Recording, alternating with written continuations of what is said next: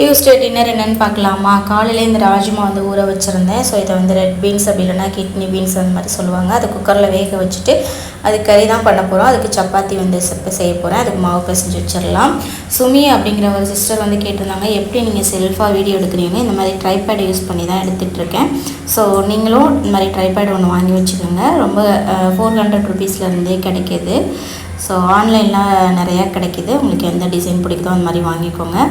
இப்போ ஒரு கடாயில் பட்டர் போட்டுட்டேன். 1 ஸ்பூன் ஜீரகம், 2 பெரிய வெங்காயம் கட் பண்ணி வச்சுருக்கேன்.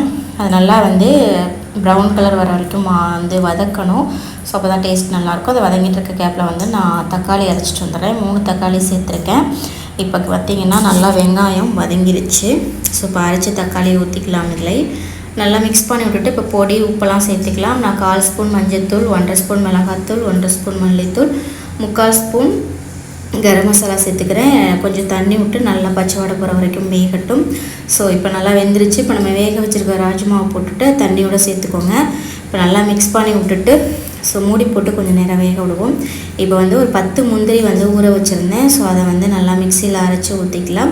இப்போ ஒரு 5 மினிட்ஸ் சிம்மில் வச்சுட்டு ஃபைனலாக வந்து கொஞ்சமாக பட்டர், கொஞ்சம் கஸ்தூரி மேத்தி போட்டு இறக்கணுன்னா சூப்பரான ராஜ்மா கிரேவி வந்து ரெடி ஆயிடும். இது சப்பாத்தி, கீ ரைஸ், ஜீரா ரைஸ் எல்லாத்துக்குமே சூப்பராக இருக்கும். ட்ரை பண்ணி பாருங்கள். இப்போ கூடவே வந்து சப்பாத்தியும் போட்டு எடுத்தாச்சு.